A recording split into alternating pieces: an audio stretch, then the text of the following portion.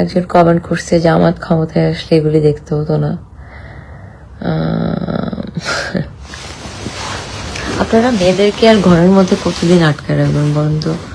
আপনি যারা এই ধরনের কমেন্ট করেন, আপনাদের তো মেয়ে বাচ্চা হবে, আপনাদের মেয়ে বড় হবে, পড়াশোনা করবে ভালো জায়গায়, বা ভালো জায়গায় বিয়ে দিবে, বা ইন্ডিপেন্ডেন্ট হবে, বা অনেক কিছু হবে।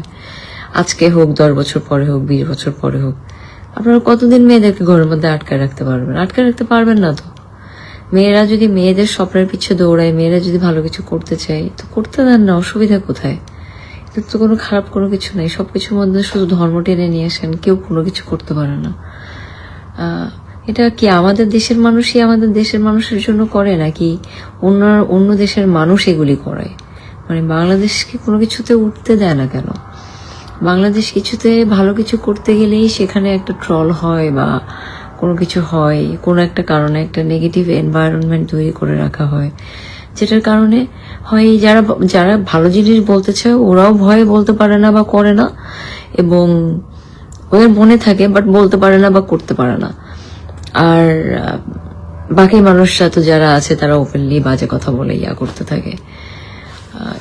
ফার্স্ট আপনারা যে পরিমাণে ফার্স্টের দিকে আপনারা পজিটিভ জিনিস বলতেছিলেন, করতেছিলেন, দিচ্ছিলেন, সবাই মিলে আগে আসছিলেন বাংলাদেশের জন্য, সবাই মিলে চেষ্টা করতেছিলেন, হঠাৎ করে কিছু জিনিস দেখলাম উল্টাপাল্টা হয়ে গেল।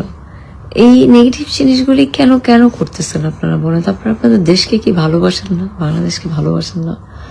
আমি একা একজন মানুষ কত কিছু কি করতে পারবো বলেন? নিচে শত শত মানুষ দেখে আসছি, শত শত মানুষ চিল্লাচ্ছে ওদের কন্টেস্টেন্টের নাম নিয়ে, মেক্সিকো বিভিন্ন দেশের নাম নিয়ে চিল্লাচ্ছে। তো কি তো এখানে তো মেয়েটাকে সাপোর্ট করতে আসছে, দেশটাকে সাপোর্ট করতে আসছে, এখানে আর কোনো কিছুকে সাপোর্ট করতে আসে না। ও কি করতেছে না করতেছে, এটার থেকে বড় জিনিস হচ্ছে ও দেশকে সাপোর্ট করতেছে, ও দেশকে রিপ্রেজেন্ট করতে আসছে।